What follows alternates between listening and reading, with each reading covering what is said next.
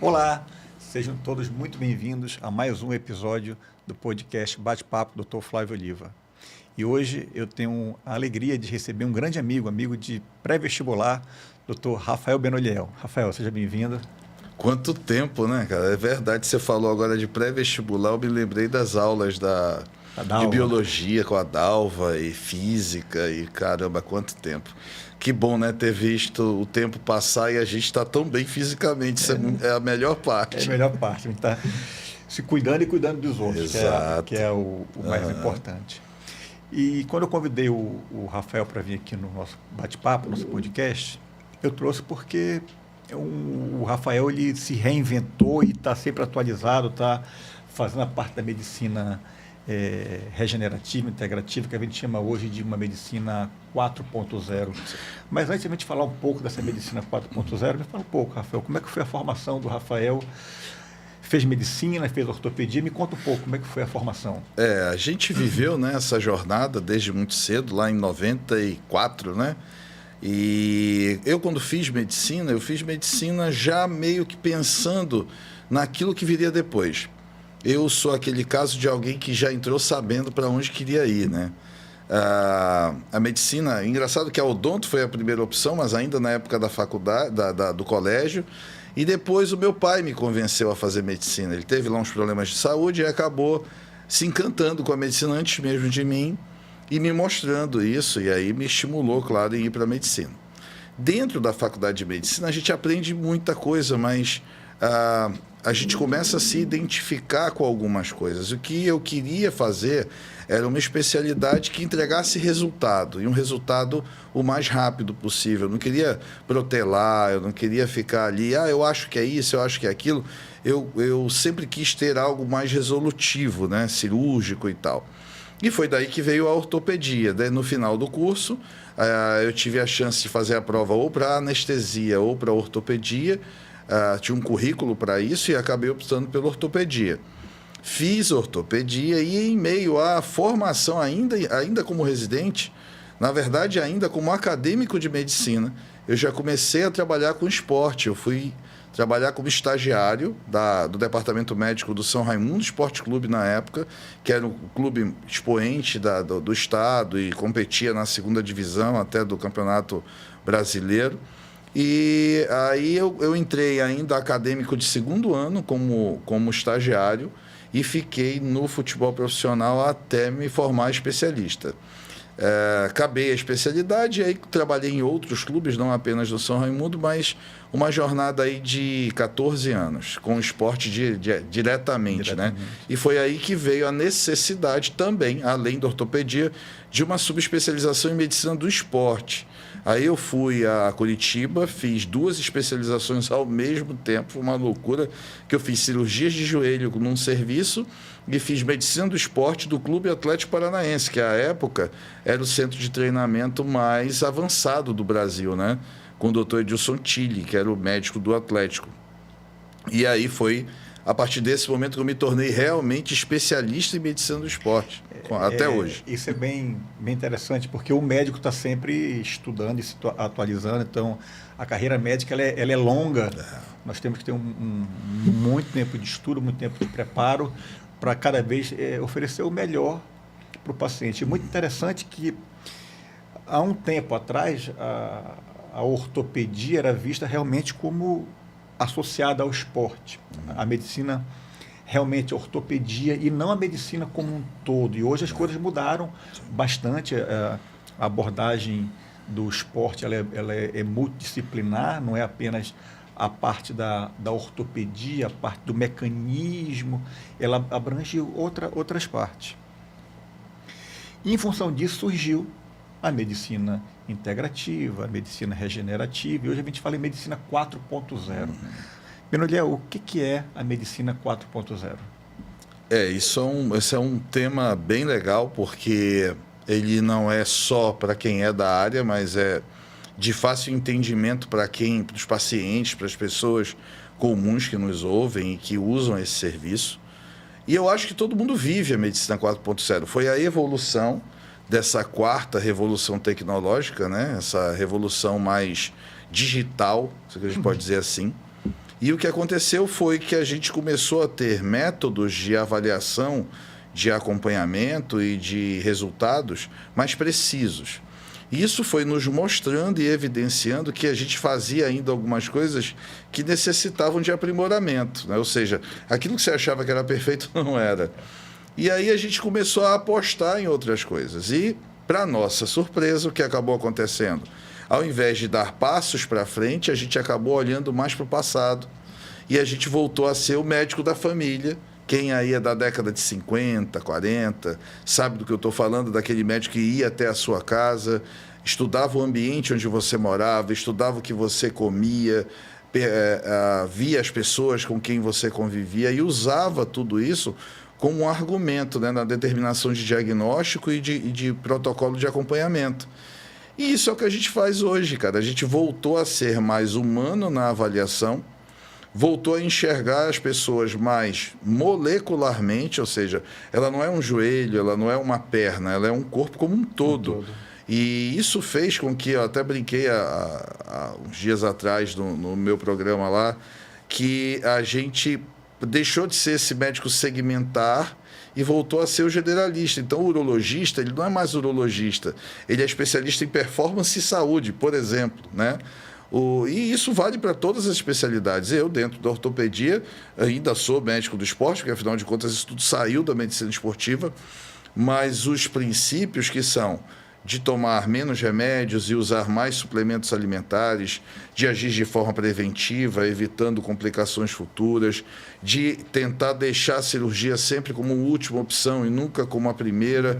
Ou seja, esses conceitos foram se firmando e estabelecendo essa nova medicina, que é a 4.0. E além desses conceitos todos, vem a parte de avaliar o estilo de vida do paciente. Você tem que entender o estilo de vida dele, o que ele come, o que ele faz, os hábitos que ele tem. Isso. Porque não adianta tratar apenas a consequência de uma doença. Você tem que tratar o paciente como um todo, entender o estilo de vida, o meio ambiente dele, o que está ajudando ou prejudicando a sua saúde ou a sua doença. Isso é o 4.0. É o 4.0. Porque a gente sai daquele conceito. A gente tem que estudar um pouco mais de fisiologia, bioquímica, entender o mecanismo do corpo como um todo. Um termo que ninguém falava antigamente era na inflamação de baixo grau, na inflamage. E hoje a gente estuda muito isso. Então a medicina, ela evolui como um todo. E o nosso grande objetivo, Bernardiel, é ter qualidade de vida. Nós todos queremos envelhecer com qualidade de vida. E se nós não fizermos uma prevenção adequada, uma promoção de saúde no tempo certo, e quando é o tempo certo? O tempo certo é quando você resolve realmente mudar o seu estilo de vida. É isso. Não é isso? Sabes que nessa minha jornada maluca aí de formação acadêmica, eu fiz um processo de revalidação do meu diploma na Europa e nos Estados Unidos. Na Europa não diferia muito daqui, era muito parecido, mas os Estados Unidos eram completamente diferentes daquilo que a gente aprendia aqui. Então, a gente teve que estudar tudo de novo.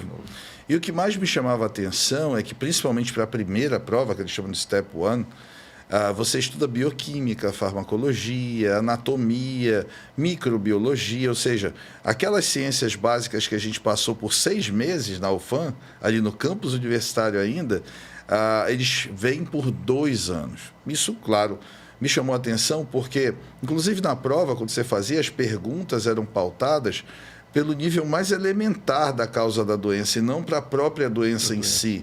Aquilo que a gente dizia, isso é rodapé de livro. Não, não é rodapé de livro, é entender realmente o que acontece, né? E isso já chamava atenção para que a gente olhasse com mais carinho para a questão do molecular, de entender como é que isso funcionava desde o ponto mais elementar, que às vezes você pegava isso bem no começo e aí a chance de cura era maior, né? E hoje, por exemplo, não por coincidência, as faculdades americanas elas passaram agora por uma nova determinação por conta dessa mudança, né, do perfil alimentar e da maior aceitação das proteínas e das gorduras de origem animal. Hoje se estabeleceu que é obrigatório ao estudante de medicina americano fazer dentro da faculdade de medicina uma faculdade de nutrição. Ou seja, entender os alimentos, saber indicá-los como remédio, porque a gente fica se entupindo de pílula, de pó, quando você pode simplesmente comer melhor. Comer melhor. Né? E isso é muito legal. Esse é um dos grandes problemas hoje do mundo moderno, são os ultraprocessados, o fast food. Eu costumo falar assim, você não está proibido de comer isso.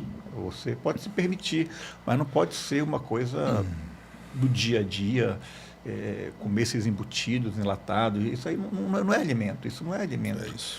Então, nós temos tanta coisa boa para comer, você tem como fazer tanta coisa gostosa, que você foi comendo apenas pizza, hambúrguer.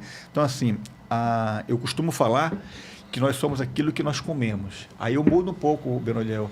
Eu costumo falar que nós somos aquilo que nós absorvemos, porque o nosso intestino hoje está super inflamado. Aumentou a permeabilidade do intestino, está entrando tudo aquilo que não era nem para entrar. Então, algumas doenças autoimunes, elas vêm dessa... Isso que você falou é o fundamento. É o intestino. Permeabilidade intestinal. Acho que isso, o dia que as pessoas entenderem que glúten induz isso, que lactose induz isso, que açúcar refinado induz isso, aí elas vão entender por que tem que evitar. Eu converso muito com meus pacientes que o vilão da história nunca foi o colesterol. Nunca. Sempre foi o açúcar. O açúcar é o verdadeiro vilão. E eu falo para os pacientes, olha, você precisa tomar um ômega 3, com certeza. Você precisa comer um abacate, uma castanha, óleo. Isso. O próprio azeite de oliva tem que estar na sua alimentação. Então, o óleo, o colesterol, ele é precursor dos principais hormônios, inclusive da testosterona. Exato. Agora, o açúcar não. O açúcar é o verdadeiro vilão, é o que inflama o corpo, é o que dá resistência insulínica, é o que dá uma série de doenças, começam com a ingesta absurda de açúcar. O açúcar tem tudo hoje. Tudo.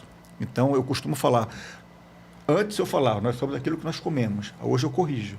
Nós somos aquilo que nós absorvemos, que é o intestino doente. É isso aí. Você não... Essa ideia, né, da relação intestino-cérebro, tal do gut-brain, isso é algo que se estabeleceu no início como medicina ortomolecular, vai lembrar, olha só, como a gente já falava disso há muito tempo, né? E depois evoluiu para a medicina integrativa, que é esse conjunto de especialidades trabalhando juntos, nutrição, fisiologia, educação física, medicina. E hoje o que a gente vê é uma mudança completa de paradigmas na medicina, que caracterizou essa nova medicina propriamente dita.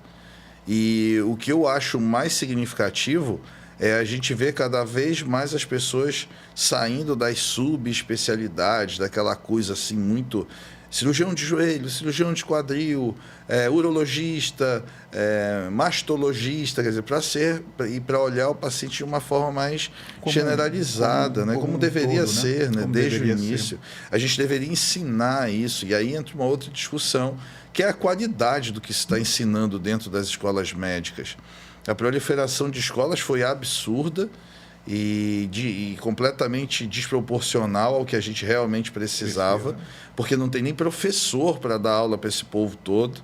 E acabou que a gente está vendo aí sair muita gente com uma formação acadêmica muito ruim e o pior, sem se preocupar em melhorar, tipo, abrindo consultórios, muitas vezes indo para a internet para dar aulas, para falar sobre uma determinada coisa da qual ela não sabe nem do que está falando, na verdade. Isso é um risco muito grande, sabe? E hoje a informação é muito fácil. Muito fácil. Às vezes as informações chegam e não são de qualidade. É isso. Então, às vezes, uma senhora que assiste Perfeito.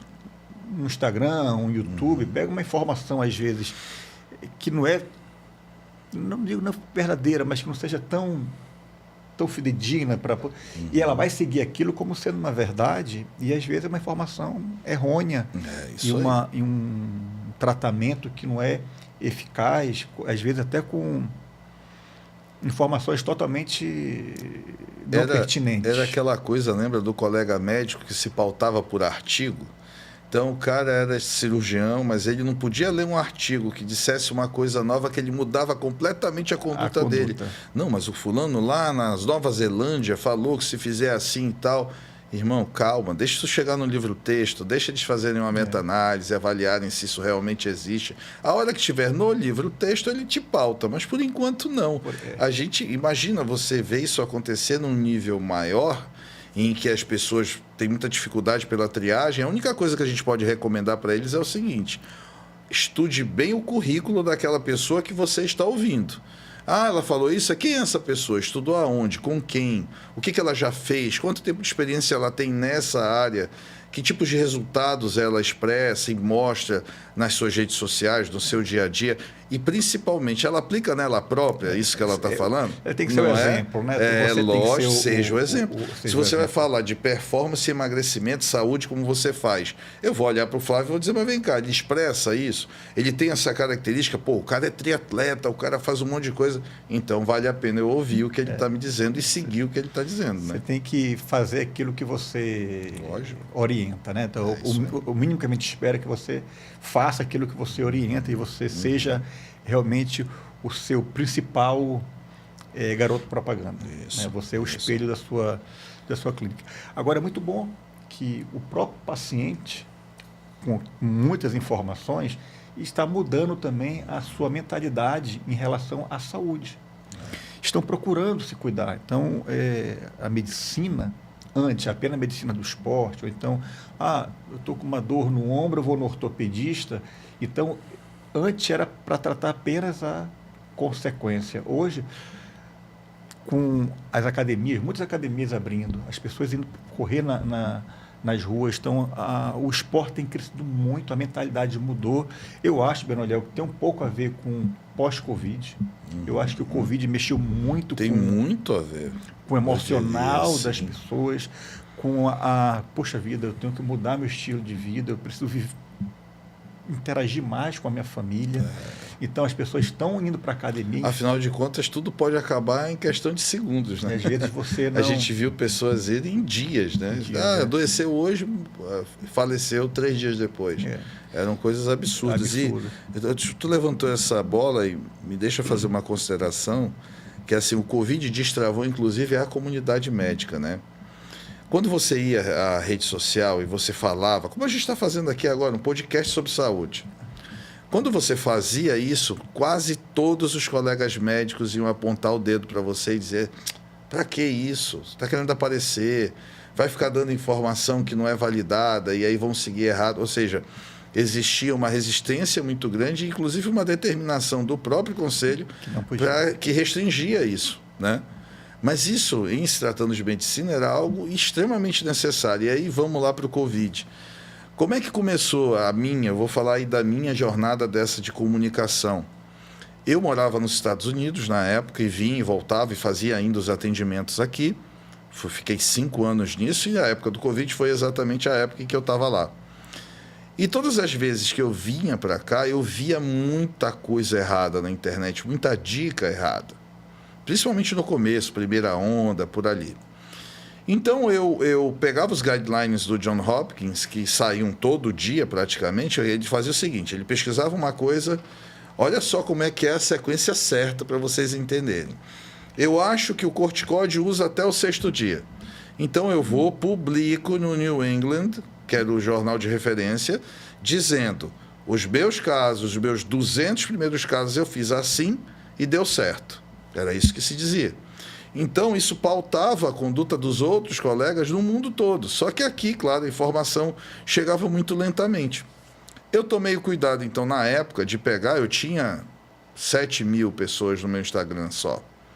E comecei a fazer vídeos. O que eram os vídeos? Eram vídeos, às vezes, de 5, 6 minutos, em que eu descrevia o guideline. Eu dizia, olha, dieta é assim, corticoide é assim, azitromicina... cloroquina não funciona para nada, ou seja, a gente ia tentando desmistificar e, ao mesmo tempo, guiar as pessoas pela direção correta. Esses vídeos me fizeram sair à época de 7.000 para 35.000 pessoas. E os vídeos, eles viralizavam do dia para a noite, por quê? Porque as pessoas estavam ávidas de informação.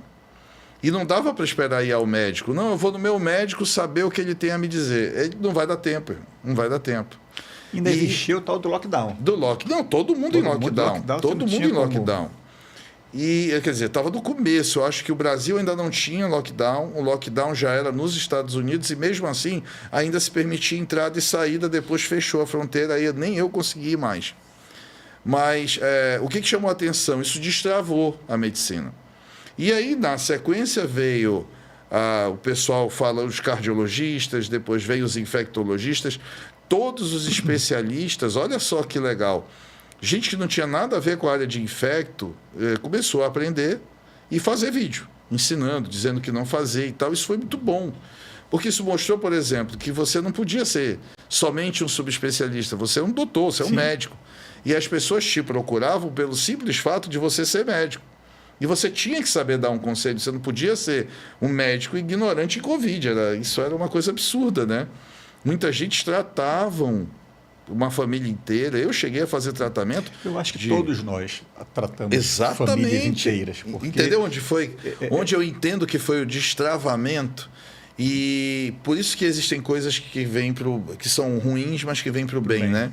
E isso revolucionou a medicina, mano. Isso mudou completamente a forma, inclusive, da gente se comunicar nas redes sociais e usar as redes sociais de uma forma bem interessante. Tanto que hoje o que se faz? A gente que tem a responsabilidade do que a gente fala, a gente pega várias fontes, filtra, cria ali um vídeo de 1 minuto e meio, 2 minutos e leva uma informação útil já mastigada e pronta para você fazer em casa. Tipo, do que são alimentos inflamatórios, da importância de entender a inflamação de baixa intensidade, o que tem a ver com a permeabilidade intestinal. Ou seja, quando você fala essas coisas que parecem simples para nós, mudam completamente a cabeça de quem ouve, né? Isso é muito importante, porque a nossa função é conversar sobre saúde de uma maneira informal. O Benoliel tem um longo período aí já de podcast, um programa ao vivo, então ele está falando de saúde já ao vivo para o mundo todo. E o nosso objetivo é levar de uma maneira informal, porém com informações pertinentes e mais mastigadas para o paciente, com responsabilidade, que a gente consiga promover saúde de uma maneira informal, num bate-papo, uma conversa. E, claro, às vezes tem que usar algum termo técnico, alguma coisa assim, mas o objetivo é orientar, deixar como um legado isso aqui, divulgar a saúde e orientar o paciente como um todo. Isso é muito legal. Então, o mais importante é sempre ter uma referência de quem está lhe passando a informação, porque é primordial. E que bom que a informação está acessível a todos. E a nossa função é divulgar informações de qualidade. É isso mesmo. Por isso que houve uma popularização tão grande, né, dos programas que tratam sobre saúde. A gente viu a Rede Globo, que é a nossa maior líder de audiência, dedicando aí durante alguns anos um programa que passava pelas manhãs, era aquele Bem-Estar, em que levava médicos que iam lá falar sobre determinados assuntos, ou seja, aquele médico que era meio que proibido de falar e de usar redes sociais, porque se entendia isso como uma autopromoção, passaram a ter acesso, inclusive, aos veículos de massa, né? A poder expandir esse conhecimento o máximo que ele pode. A gente era muito confinado aos ambientes de congresso, né? E aí a gente só discutia entre nós. E isso estava errado, a gente precisava levar esse resultado dos congressos para fora. E o Instagram veio muito forte com isso, antes dele o Facebook, depois o Instagram, que praticamente são a mesma coisa. E aí o que a gente vê hoje são as pessoas se guiando muito mais para chegar até você por aquilo que você fala nas tuas redes sociais do que propriamente unicamente pelo teu currículo. Então as pessoas ouvem falar de você, a primeira pesquisa é Google, é Facebook, é Instagram. E aí eles vão ouvir o que você está falando. Se eles gostarem do que você falou e concordarem com aquilo, aí eles vão até você. Isso é muito legal. É porque é interessante, não apenas na medicina, em todas as áreas. Às vezes a pessoa é muito boa tecnicamente, mas às vezes ela não tem um acolhimento ou não consegue passar a informação da maneira que o paciente precisa receber. Às vezes é muito técnico na informação e o paciente olha para você, faz uma cara de quem entendeu e não entendeu foi nada. E às vezes ele sai do seu consultório, que ele foi para trás de uma resolução de um problema, ele sai com um papel na mão e com outro problema. Porque ele não entendeu nada daquilo ali, vai gastar o dinheiro às vezes com exames ou medicamentos e talvez nem retorne, porque não sentiu segurança. Apesar de às vezes o profissional ser extremamente qualificado na parte teórica, tecnicamente. Mas se você não tiver um acolhimento, eu penso muito assim, Benoniel, se você não acolher o paciente, entender a dor dele e vestir aquela rotina do paciente, você não vai conseguir tratá-lo da maneira adequada. Você pode até tratar, no caso especificamente da dor, aliviar a dor dele, mas a causa, eu acho que não... Dentro disso que você falou, eu acho que tem uma coisa muito importante, sabe, Flavinho? O paciente precisa entender que não existe atalho, Sim. nem existe tratamento curto. Se ele realmente quer entregar a você essa responsabilidade de dar a ele mais saúde, melhor qualidade de vida, ele precisa de acompanhamento. Então, são os protocolos que a gente chama. É importante ele entender que é uma sequência de medidas e não apenas uma única ou algumas poucas. E não é imediato. Então, esse entendimento ainda é um pouco difícil, porque tem aquela coisa da família, das pessoas envolvidas nesse processo, principalmente para os pacientes de mais idade. Mas o resgate, ele é um conjunto de ações. Ele não é única e exclusivamente um ato. E essa fidelização e principalmente a confiança que ele tem que ter em ti faz com que por qualquer coisa, por mínima que seja, ele te procure antes de um outro colega. E isso é muito importante, porque se você tem um paciente que migra entre 2, 3, 4 colegas ao mesmo tempo, condutas divergem. Claro que os conceitos são os mesmos, mas a forma de abordar de um é totalmente diferente do outro, ou pode ser muito similar ou muito diferente. E o que a gente precisa saber? Fazer um filtro e seguir um plano. O plano com o Dr. Rafael Benoliel é esse. Então eu vou seguir esse plano, vou dar aí a ele 1 ano para eu ver se isso realmente funciona. E se no final de 1 ano eu estiver satisfeito, eu permaneço. Ou então eu troco. Tudo bem. Eu só não posso começar e no 3º mês, querendo acelerar, perceber que não pode acelerar e dizer, não, então eu não quero, então eu vou para outro. Porque aí você fica pulando de um para o outro e o resultado não vem. E a causa do insucesso está em você mesmo, né? Na verdade, é uma trajetória que você tem que fazer, é um processo. Eu costumo falar muito para os pacientes, confie no processo. Se você me procurou, se você procurou o seu médico, confie nele. Isso. É um processo e você não existe um remédio milagroso. E eu falo muitas vezes, Benoliel, para o paciente, mais ou menos assim, pegando um pouquinho do que tu falaste. O médico é como se fosse o Masterchef. Todos nós sabemos fazer aquele bolo, digamos assim. Uns vão fazer muito rápido, outros vão fazer de uma maneira um pouco mais lenta, mas todos vão chegar no resultado. Agora, saber se o bolo vai ser bom ou não, esse é o sucesso. Então você precisa confiar no processo. É isso mesmo. É uma jornada, um processo que envolve a parte médica, a parte psicológica, a parte da atividade física, a parte do seu sono, a parte da hidratação. É um processo como um todo. E eu costumo falar que a atividade física, a prática da atividade física, seja ela qual for, ela é benéfica. Agora, quando você pensa na que vai lhe dar realmente autonomia, qualidade de vida, que vai dar para você sua liberdade, vem aquilo que a gente chamava antigamente de musculação. E hoje, Rafael, a gente não fala mais em musculação. Como é que a gente tem abordado esse termo, musculação, para o paciente poder entender? Como é que a gente tem feito isso? A gente já conversou até previamente, existe um certo susto quando você chega a um idoso, principalmente. Eu nem gosto de usar esse termo, sinceramente, porque eu acho que idoso já nem se usa mais mesmo. É o paciente da idade tardia, como diria o nosso querido professor Euler Ribeiro, que é especialista em geriatria e em assuntos de longevidade. Inclusive, o reitor da universidade. O reitor da universidade da terceira idade. Olha que legal, né? Então, o doutor Euler diz isso, é idade tardia. Tudo bem, idade tardia. Então, os pacientes da idade tardia, eles foram, durante muitos anos, doutrinados a entender que eles não podiam segurar pesos, que eles não podiam fazer agachamento, que eles não podiam fazer exercícios com carga. A gente lá da medicina esportiva já sabia que isso era algo que realmente não existia, mas quando a gente prescrevia isso a eles, eles não faziam porque tinha mais outros 2 ou 3 colegas que eles consultavam e diziam assim, não faça. Não faça que você vai piorar a sua artrose, você vai rasgar o músculo, então não faça. E hoje, graças a Deus e à internet e à evolução da pesquisa, principalmente na área de educação física, eles fizeram isso acontecer e não nós. Eles demonstraram que o músculo precisa ser entendido como uma unidade complexa e própria. Veio o conceito de organela, agora a gente está vivendo a febre dos peptídeos, né? Daqui a pouco a gente só vai falar de peptídeo.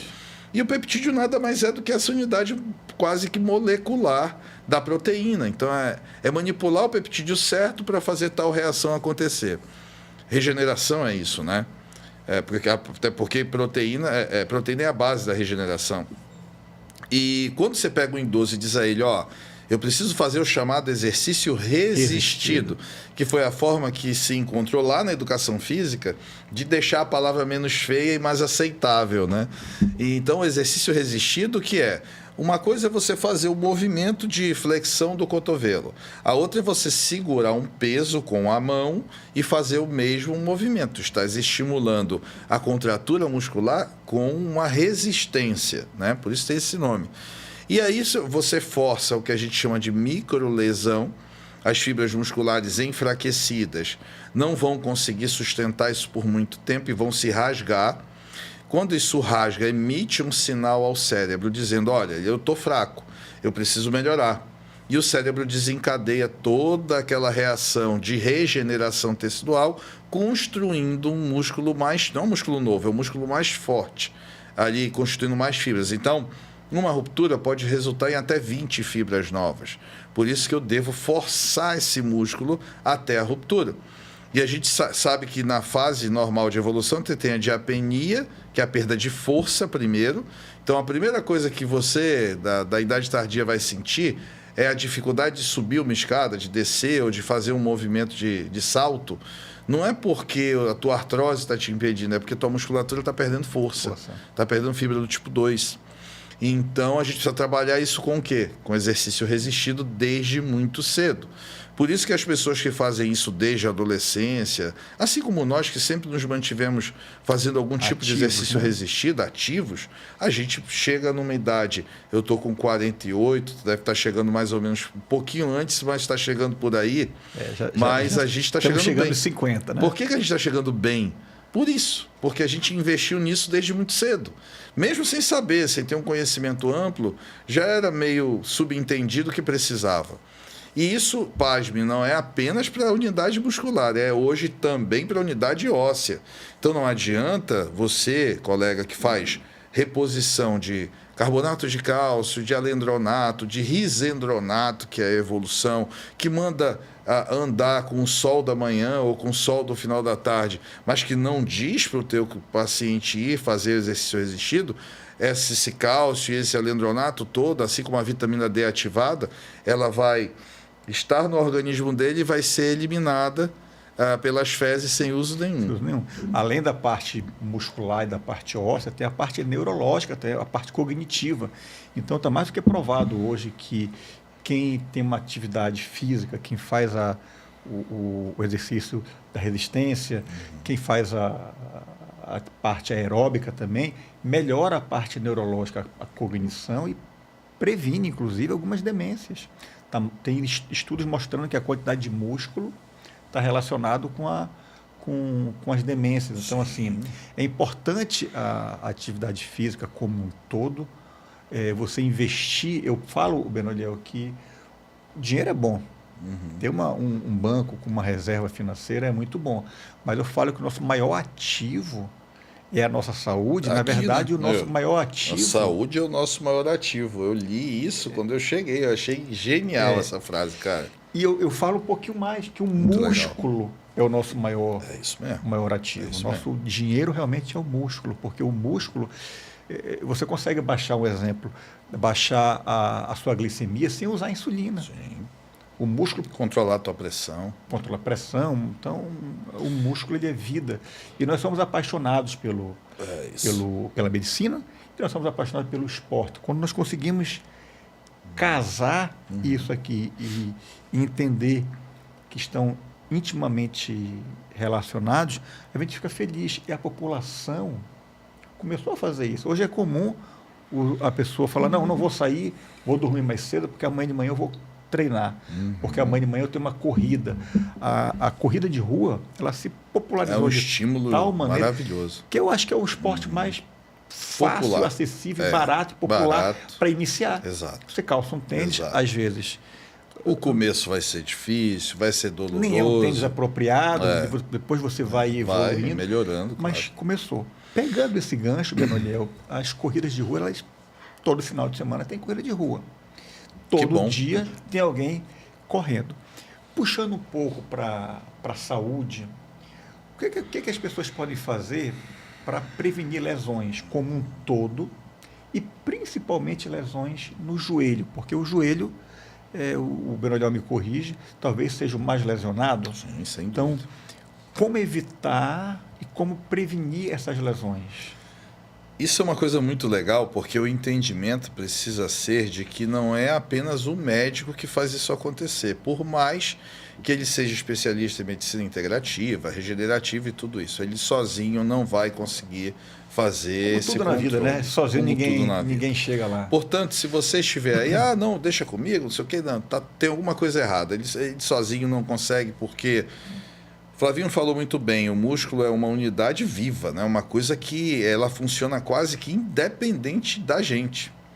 Para você ter ideia, você falou aí da musculatura, quando a gente trabalha os músculos dos membros inferiores, que são os mais ricos numa organela essencial, que é a mitocôndria, e desenvolver músculos dos membros inferiores te leva a controlar melhor o peso, porque a mitocôndria usa o quê para obter energia? Gordura. Então, se eu tenho e ganho muita massa muscular nas pernas, eu diminuo a quantidade de gordura intervisceral, abdominal, ou seja, eu consigo, manejando o teu próprio corpo, fazer você perder gordura onde realmente interessa, e melhor, sem precisar ficar em dietas malucas ou com restrição de alimento. Muito pelo contrário, comendo, o que é mais legal. Você precisa comer, na verdade, o músculo precisa de energia. Para crescer, tem que ter fonte. Isso a gente vai já discutir mais à frente, mas vamos lá. Então eu ganhei massa muscular e eu trabalho hoje com todos os meus pacientes 2 vezes por semana, ou seja, dos 7 dias que a gente pode usar, 2 são dedicados exclusivamente aos membros inferiores, porque cada vez que a gente estuda, a gente percebe que a chave da longevidade está aí. Muito por conta dessa alta concentração de mitocôndrias e de um metabolismo mais direcionado, então, para a gordura. E por isso é bom ter gordura, não é ruim. Gordura é combustível, então eu preciso dela. Mas a gente sabe que na metabolização da gordura, o produto final, depois que foi convertido em energia, é o BTNF, é um fator neurotrófico que estimula a regeneração tecidual no sistema nervoso central. Então você está usando o teu próprio corpo para produzir aquele fator que induz o sistema nervoso central e periférico a se manter regenerado, a se manter bem. Então, quer evitar Alzheimer, quer evitar Parkinson, quer evitar demência, ganhe massa, ganhe músculos em membros inferiores. Quanto mais forte você for da cintura para baixo, menos risco você tem disso. E eu estava vendo agora, essa semana, uns métodos de prevenção para Alzheimer, por exemplo, e ele descrevendo quais seriam os exames da apolipoproteína E de ressonância com volume e tudo. Isso é para ver se você tem a propensão. Se eu descubro que existe essa propensão a desenvolver, eu já começo a trabalhar a musculatura antes. Então não tem remédio. Percebe mais uma vez que não tem remédio? Tipo assim, se você disser qual é o remédio que se usa para evitar Alzheimer, qual é? Não existe. Não existe remédio. Não existe medicamento. Ou seja, o cara vai chegar para ti e vai te condenar. Ele vai dizer, você vai ter Alzheimer. Aí você vira para ele e diz assim, não vou não. E eu vou te mostrar como não. Que a partir de hoje, 2 vezes por semana, eu vou para dentro da academia e vou fazer exercícios de carga exaustivos para os membros inferiores. Com uma ressalva. Quando você entra nesse mundo do fortalecimento propriamente dito, você precisa ter uma dieta própria para isso, você precisa respeitar o tempo de sono. É aquilo que você falou no começo. Ou seja, você precisa alinhar toda a tua vida, inclusive o horário de treino, que é algo que eu bato muito em cima. Já não deu tempo hoje, eu vou agora mesmo. Não faz isso, cara. Teu ciclo circadiano não vai entender por que um cara que treina ao meio-dia, 1h, hoje vai treinar às 21 horas. Isso não encaixa então é melhor... Você tem que ter uma rotina, na verdade. Tem que ter uma rotina, né? Claro que às exatamente. vezes o nosso dia a dia não permite que tenha rotina. Em algumas situações atípicas, você viajando, ou você em algum evento, ou então às vezes no dia a dia corrido, você pode quebrar a rotina e fazer. Mas o ideal é que você tenha uma rotina para não ter problema. Menoliel, o que o paciente, o atleta de rua, deve fazer, além da atividade da musculação, de fortalecimento, quais outros cuidados que ele deve ter? Por exemplo, ele tem que escolher um tênis adequado. Ele pode usar todo dia o que mesmo. Não tem nada a ver com preço, tá? Só para todo mundo entender. Agora eu quero o tênis da Roca porque custa R$2.000. Pode ser que o da Roca não sirva para você. Placa de carbono. Às vezes não é isso. São coisas mais simples. O tipo de pisada. Se você pisa neutro, pronado, até porque isso vai supinado. mudar. Isso vai mudar. Isso é uma coisa muito legal que você falou. A puxada foi sensacional. Tu vai começar a correr pronado, mas tu vai ganhar condicionamento. Quando você ganhar condicionamento e tiver glúteos mais fortes, adutores de quadril mais fortes e a panturrilha mais forte, tu vai começar a pisar em varo e essa pisada pronada vai virar supinada. Olha só. Então, ao longo do processo de obtenção de condicionamento, o teu corpo vai mudar. Então, esse tênis que servia no começo já não vai mais servir depois, entendeu? Qual é o melhor tênis? Assim, todo mundo me pergunta isso. É o tênis leve, deformável, porque ele vai se adaptar a você nessas diferentes fases e que deixa o seu pé transpirar. Isso é o mais importante. Então, tu tem que botar para fora. Aquele tênis que abafa o teu pé, fica encharcado. Esse não serve para nada. É bonito para ir para o shopping, para passear, mas para fazer atividade física, não. Isso é um exemplo, né? Aí a gente tem as roupas hoje que se investe muito em uniforme, investimento, né, para qualquer tipo de modalidade, que tira o suor, que melhora a transpiração, que deixa a pele respirar melhor, que te controla melhor a temperatura corporal. Ou seja, tem muita coisa que ajuda o condicionamento e que melhora o potencial. Eu tenho maratonistas que eu acompanho, inclusive é um colega assim, que eu acompanho muito de perto, esteve comigo ontem no consultório, e é impressionante como ele melhorou as colocações nas últimas provas. Ele fez Frankfurt agora e ficou entre os 4 primeiros da categoria dele. Claro. Porque ele se dedica muito, ele investe, e aí está a palavra, investimento. Se você quer fazer do jeito certo, você vai gastar dinheiro, você vai gastar tempo, você vai ter que se dedicar àquilo. Se você só acha que é só botar a roupa, o tênis e correr, você vai se lesionar, aí você vai ter uma lesão de menisco, aí você vai romper teu ligamento, aí você vai romper tua musculatura. Ou seja, acho que isso até responde um pouco da tua pergunta. É preciso existir um investimento para que você faça do jeito correto. Às vezes isso nem é tão caro, tá? Mas depende muito do que você quer. Se você disser assim, não, eu quero chegar entre os 10 primeiros, vai gastar um pouco mais. Se você disser, não me importo com colocação, eu quero melhorar meu tempo, existe um gasto para isso. E se você disser, não, eu só quero correr para me divertir, brincar e tal, é outro gasto. Então, depende muito do que você quer, a gente molda isso para você e te entrega o resultado de acordo com a tua vontade. Essa é a vantagem. É aí que surge o que a gente chama muito de protocolo. Você precisa individualizar o tratamento, é personalizado. Você tem que entender o objetivo do seu paciente para poder inserir ele dentro de um planejamento. E, novamente, não existe atalho. Você tem que curtir o processo, curtir a jornada. E quando a gente fala em gastos, eu falo um pouquinho... Você está investindo. Você está investindo no hoje para colher amanhã. Não apenas resultados de performance. Não, não, não. Isso, dependendo do tipo de atleta, nós que somos atletas amadores, que a gente faz pensando em se divertir, em qualidade de vida, é um processo longo e você tem que curtir o processo. Eu acho que existe até um especialista nisso na internet, me fugiu o nome dele agora. Ele diz uma coisa que eu acho genial, que é um gatilho mental que tem a ver com uma palavra chamada permissão. Tem horas que você precisa se permitir uma determinada coisa.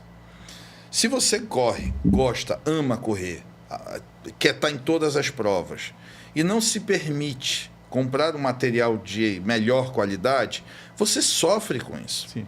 Então, o raciocínio tem que ser assim, cara, eu amo correr, é a minha vida, eu me sinto bem, eu deixo tudo lá e tal, beleza, eu tenho várias pessoas assim.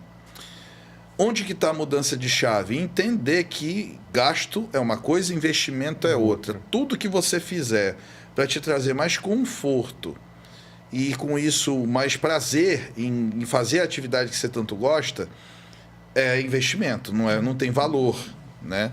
Aí você vai dizer, mas está falando isso porque ele quer cobrar não sei quantos mil por um protocolo. A gente cobra isso porque a gente sabe que vale. A gente não está entregando uma unha feita. A gente está entregando um corpo inteiro revisado e certificado para correr com qualidade e com segurança, né? Eu, particularmente, eu não vendo injeção. Pois é, eu não vendo Se remédio. Alguém chegar para ti, Flavio, e disser assim, não, eu quero só fazer o soro, não. A terapia endovenosa, nutricional endovenosa. Eu não faço. Eu sei que você diz, olha, desculpa, mas eu não tenho protocolo fracionado. Ou eu faço tudo ou eu não faço nada. É um acompanhamento. Eu digo isso para minha esposa, ela é dentista, né? Uhum. E eu digo, amor, tem hora que você tem que se permitir, de novo a palavra permitir, a se permitir dispensar. Tua esposa disse isso para mim aqui no podcast, lembra disso? Eu lembro. Tem que se permitir dispensar alguns pacientes, porque se você vê que não vai existir a sinergia de ideias, de condutas e tal... Olha, desculpa, eu acho que eu não sou capaz de te ajudar. Se você está livre para seguir uma outra conduta e tal. Tá tudo bem. Perfeito, está tudo certo. Lógico, porque certo. O que eu vejo às vezes às vezes o paciente, infelizmente, ele procura o valor, né? Ele, de quanto eu vou pagar. A maioria. E às vezes ele fica trocando de médico, ele não vai ter o resultado.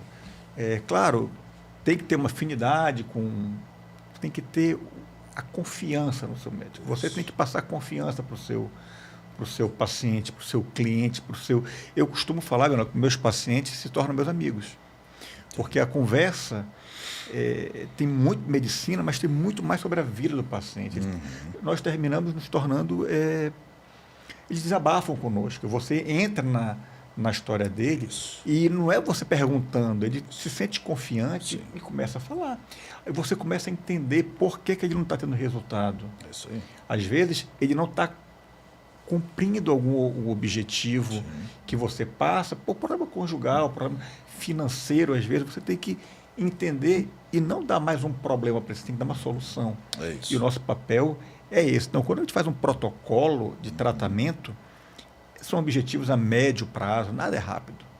A não ser quando o paciente já é de ponta e está parado e resolve voltar, aí é diferente. Aí a pegada é outra, o objetivo é outro. Mas o nosso objetivo é dar para o paciente condições de fazer. Às vezes as pessoas acham muito estranho você falar assim, como é que um médico especialista em esporte hoje cuida de pessoas com mais de 70 anos? A explicação está na similaridade dos casos.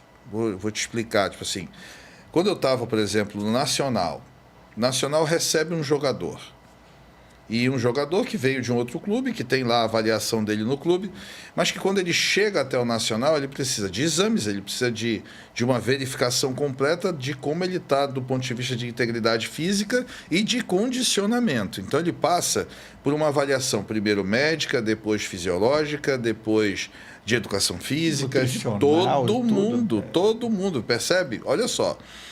E aí a gente tem um tempo, a gente diz esse tempo, olha, para eu deixar ele a ponto de jogar, ele vai demorar 30 dias, 40 dias, 60 dias, não sei.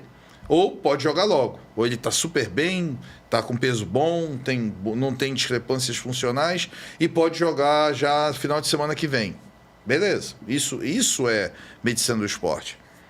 Quando eu pego uma senhora de 82 anos, que já está na cadeira de rodas grande parte do dia, que já não vive mais a vida de forma plena, não vai aos eventos da família, tenta não sair de casa para não atrapalhar, porque ela anda devagarzinho, porque as pessoas, teoricamente, têm que perder tempo colocando e deslocando ela de um lugar para o outro.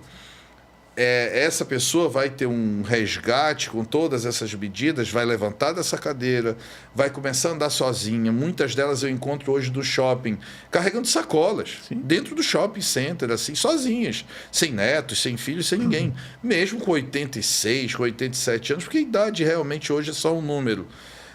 O resgate não é a mesma coisa? A avaliação é igual, claro, guardadas as devidas proporções, mas a finalidade é entregar para eles a melhor condição física para que eles desempenhem aquele ato que eles querem desempenhar com a maior qualidade possível. É igual. É igual. Então, o que se faz para o atleta de alto rendimento dentro da medicina do esporte é igual o que se faz com os protocolos de resgate e rejuvenescimento no idoso, por exemplo, num paciente da idade tardia. Isso é muito legal e isso é a prova de que a medicina 4.0 veio realmente para revolucionar. E você vê que ela está trazendo especialistas para dentro disso. Eu tenho vários. E quem não veio para isso está parado no tempo e tá perdendo espaço. Porque a medicina tradicional ela não é mais cirúrgica. Ela é preventiva. Se você fica no teu consultório esperando apenas os casos cirúrgicos ou indicando cirurgia para todo mundo, tu não vai durar mais muito tempo no mercado, não, pode ter certeza. E tudo evoluiu. Eu vou pegar aqui um exemplo até polêmico. A obesidade é o grande mal. Então, a obesidade, ela interfere. Eu falo, Benoliel, que a obesidade não é de uma especialidade médica. Não. A obesidade é uma responsabilidade de todos os médicos. Perfeito. Do pediatra, do endócrino, do ortopedista, do cirurgião. É uma doença, né? Tem até CID. Então, todo médico, deveria ser obrigação de todo médico abordar o tema obesidade e saber tratar a obesidade. Exatamente. Perfeito. A obesidade é um processo, a vida inteira a pessoa desregrada, inflamada, comendo errado, os hormônios alterados, uma série de fatores ambientais envolvidos, emocionais e engordando durante muito tempo, e ela quer ser emagrecida. O paciente não quer emagrecer, ele quer ser emagrecido, ele quer um medicamento mágico que o emagreça, sem mudar o estilo de vida. Eu sou cirurgião de formação e durante a minha formação de cirurgia geral, a cirurgia bariátrica estava no momento bombando, e a cirurgia bariátrica, ela quando bem indicada, ela realmente tem o seu momento. Tem o seu momento. Mas hoje, com a evolução dos análogos e agonistas de alguns hormônios, que são as famosas canetinhas, as pessoas estão conseguindo emagrecer, querendo resultado imediatista, porque não é assim, é um acompanhamento a médio prazo, as pessoas querem muito rápido, mas, de qualquer maneira, a evolução dos tratamentos farmacológicos, digamos assim, está deixando a cirurgia não como primeira opção. Mais um exemplo disso que eu estou te falando. Isso que aconteceu com a ortopedia, por exemplo, foi para a cirurgia de obesidade também, né? Então, assim, e com certeza vai acontecer com outras. Então, assim, a cirurgia, nós somos cirurgião ortopédico, cirurgião geral. A cirurgia tem sua indicação, tem que ser avaliado, tem o seu momento, mas o que você puder fazer para prevenir uma cirurgia, É o ideal. Com certeza. O que você puder fazer para perder peso, porque a perda de peso vai melhorar a dor na articulação, vai melhorar a sua parte respiratória, melhora a parte do controle glicêmico, então a sua saúde como um todo melhora. Então a obesidade ela é o fator talvez mais importante de risco para quase todas as doenças. Seja uma doença, uma demência, uma doença neurológica, seja uma doença osteoarticular. E não é só, né, Flavinho? É importante a gente dizer, não é só a obesidade do cara de 140 quilos, de 150 quilos, não. É aquele cara que tem 100 quilos, 90, mas que tem uma massa muscular muito débil e muita gordura. Em que você faz uma bioimpedância ou um PET scan modificado, que é o FatMap, e você descobre que o cara está com o coração coberto de gordura, com o fígado cheio de gordura, com os rins cobertos por gordura, com muita gordura mesentérica, ou seja, aquela barriga durona, o cara parece magro, mas tem uma barriga volumosa, grande, tufada, é um problema também. E aí a circunferência abdominal, às vezes, mostra pra gente que o problema é mais sério até do que daquele que parece mais gordão. E isso a gente vai ver muito nos atletas de força, né, os lifters, que tu vê que o cara pesa 140 quilos, mas quando tu vai ver, ele tem 55% de massa muscular. Então o cara é muito grande, muito forte e tem um coxinho de gordura ali por fora que tá tudo bem. Apesar dele parecer obeso, ele não é. Então, antes de você se achar obeso ou taxar alguém de obeso, pede que ele procure fazer uma avaliação bem feita para saber no que ele se classifica e aí ele recebe o tratamento correto, seja do Flávio, meu, seja de quem for que trabalhe nessa área. O que eu fico um pouco preocupado, Benoliel, que não é apenas o obeso, o adulto. Hoje, as crianças. Sim. As crianças hoje, com essa alimentação errônea, são todos obesos. É isso. Não é nem sobrepeso, são gordinhos E isso influencia porque o seu adipócito, que é a célula de gordura, ela vai sendo criada, ela tem uma memória e você vai ter sempre uma propensão, uma predisposição para um sobrepeso, obesidade. Então, o tratamento do paciente tem que ser como um todo. Quando você trata um paciente, uma dor no joelho, que é a especialidade do Benoliel, e ele é obeso e entra no processo de um protocolo, entrou no tratamento, com certeza o Benoliel também aborda a família. Sem dúvida. Se preocupa com a mulher, se preocupa com o filho, porque o exemplo vai sempre arrastar. Sim, né? sim. Quando você faz algo e põe em prática, o seu filho observa aquilo, então o exemplo ele arrasta. O conselho é bom, mas o exemplo... Foi o que a gente falou antes, né? É que nem nós. Não adianta eu vir para cá dissertar vocês sobre ganho de massa muscular, sobre gordura, obesidade, isso tudo que a gente está falando, e chegar aqui barrigudo, chegar aqui com o rosto inchado, chegar aqui com um aspecto físico que não expressa isso que eu defendo, né? E isso não é só em mim. Se você pegar, graças a Deus, as pessoas da minha casa, minha esposa, meus filhos e tal, você vai ver que todos eles deixam claro que a gente cuida muito bem disso. E como você está falando, das crianças principalmente, é muito importante que as crianças recebam essa... Eu não digo nem que isso é uma orientação, tá? Porque não tem como você orientar a criança. Eu tenho um filho de 2 anos, eu não tenho como dizer para ele isso faz bem, isso faz mal.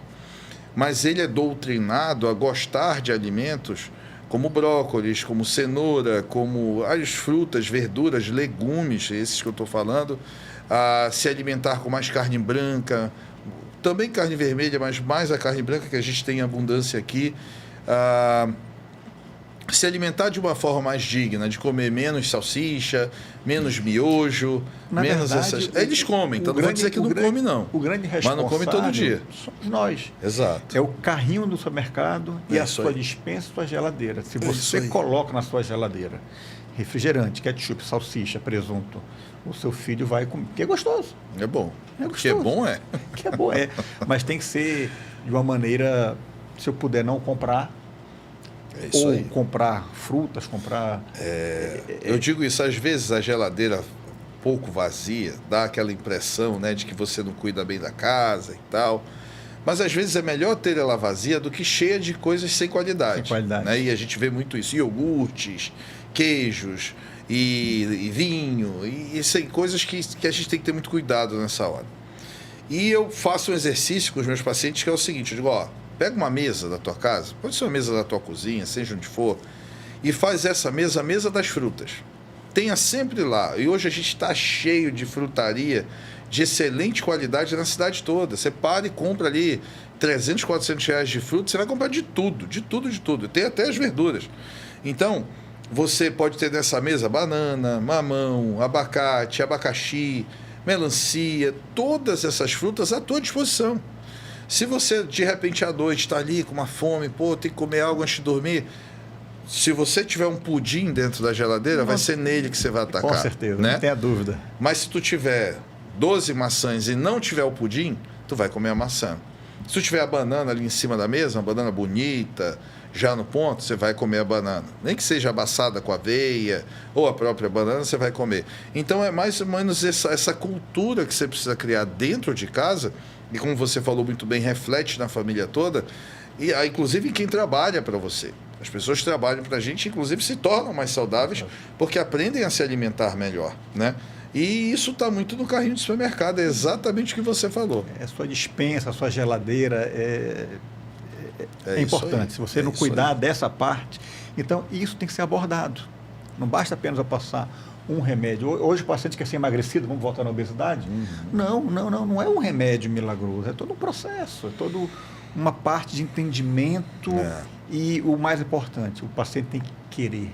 É isso. Ele tem que... Fala-se muito em virar a chave, eu vou mudar meu estilo de vida, eu vou mudar, às vezes, até minhas companhias. Não é deixar de falar com ninguém.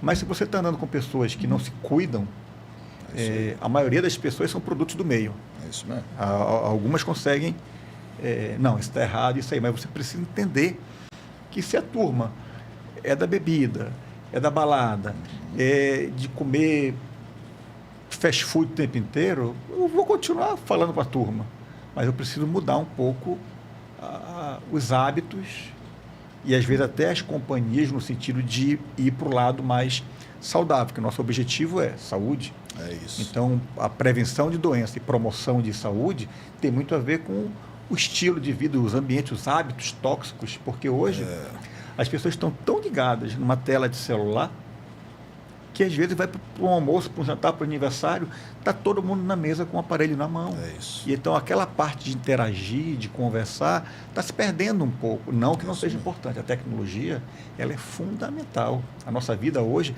nós resolvemos praticamente com celular. Banco, exames, uma série de coisas, informações, livros, informações, artigos, está tudo na palma da mão. Mas às vezes está tão pregado numa rede social, uma quantidade absurda de informações, não, digamos assim, sem qualidade, você perde muito tempo no dedinho do que...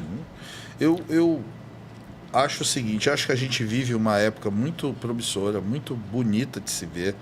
Eu cheguei aqui em 2009 como especialista em medicina do esporte e lembro que foi a única academia que era a academia de grande porte que a gente tinha, que era a academia que ficava lá no Estúdio 5, era a única daquele estilo, e eu subi assim ao segundo andar e olhei o salão, tinha umas 4 pessoas só no salão, e eu me lembro que eu pensei, eu disse assim, cara, por que eu fui fazer medicina esportiva? Eu vou vender para quem?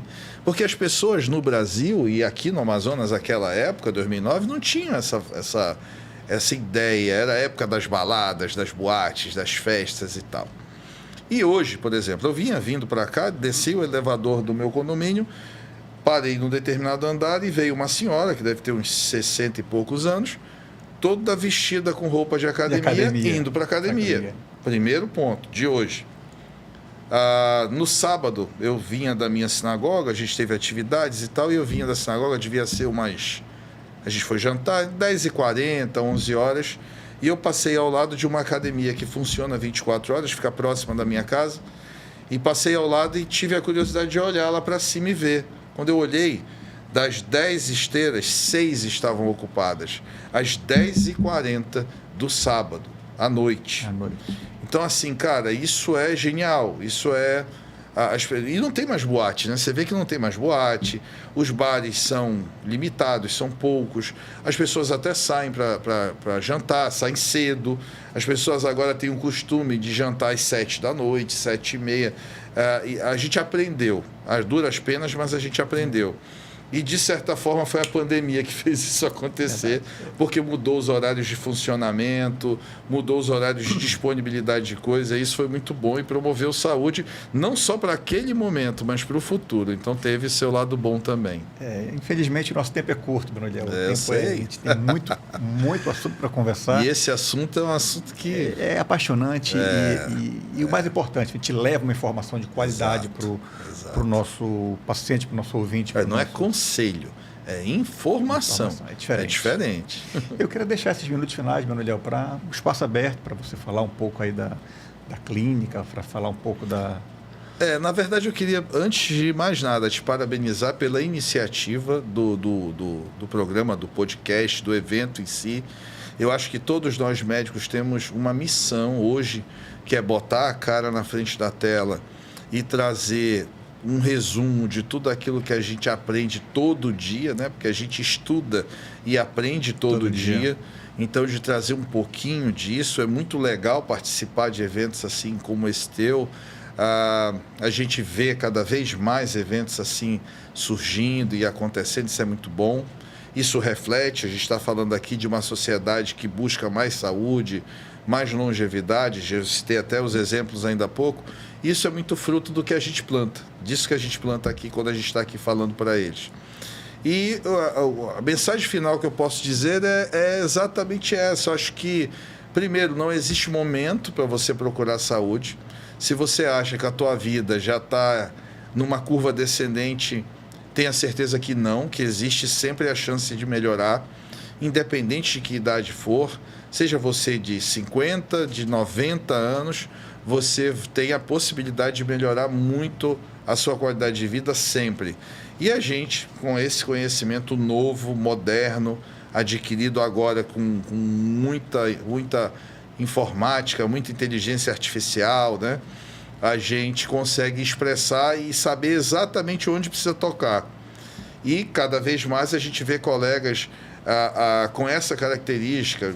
Se eu parasse aqui, dá para pensar em pelo menos 10, 12 pessoas que hoje trabalham como nós nesse tipo de abordagem. Eu acho que isso é o melhor de tudo, é ver que a maioria dos colegas que realmente se preocupam com isso se dedicaram a isso, e a gente revolucionou a medicina e hoje entrega uma medicina muito mais humanizada, muito mais completa e de muito melhor qualidade. Eu acho que isso é o mais importante. E já te agradecendo de antemão pelo convite e me colocando à disposição para os próximos episódios, pode ter certeza que a gente está aí sempre disponível. E eu não posso deixar aqui, Benoliel, nós temos que ser grato. Gratidão é uma coisa, acho que é o mais importante que existe, é você ser grato às pessoas. Eu sou grato ao Benoliel, porque hoje eu tenho um podcast que eu fui convidado para conversar no podcast do Benoliel. Aqui mesmo? Aqui mesmo. Viemos eu e a minha esposa, Larissa, que eu deixo um beijo para Larissa, e eu vim morrendo de medo, Benoliel. Cara, eu lembro. O que eu vou falar, o que vão me perguntar, o que eu vou conversar, com medo da... Gaguejando, ainda durinho, todo mundo passa por isso. E quando gravamos, falei, gostei. E aquilo me deu, cara, meu propósito é divulgar a saúde de uma maneira informal, e o projeto começou, na verdade não começou, depois o Benoliel me convidou novamente. Aí já foi para o programa na rádio. O programa na rádio, ao vivo. Eu falei, cara, como é que vai ser ao vivo? Como é que vai ser? E aí, naquele momento, surgiu a chama, acendeu. Já naquela época, tu falavas para mais de 2 milhões de pessoas naquele domingo. Naquele domingo, né? Então, assim, eu sou grato por ter me apresentado esse mundo, e a gente abraçou de tal maneira de divulgar a saúde como como um todo. E eu falo sempre, quando tu fala isso, me permite só fazer uma consideração final, a gente tem que deixar também aqui um abraço forte ao nosso querido mentor, Carlos Oshiro, Sim. porque talvez seja o cara também que mais incentiva isso, e ele me deu uma dica de ouro que eu acho que serve para todo mundo. Se você tem uma ideia, faz na hora, não protela e não diz, não anota num papel para fazer depois. Faz agora, faz acontecer naquele momento, é o que a gente está fazendo aqui. E depois você vai ajustando. Depois tu melhora, mas começa. Mas começa. Pessoal, é isso. Foi um prazer conversar com o Benoliel. Eu espero que todos tenham gostado das informações, gostado do nosso bate-papo. Convido a todos a se inscrever no nosso canal e aguardo todos vocês no nosso próximo episódio.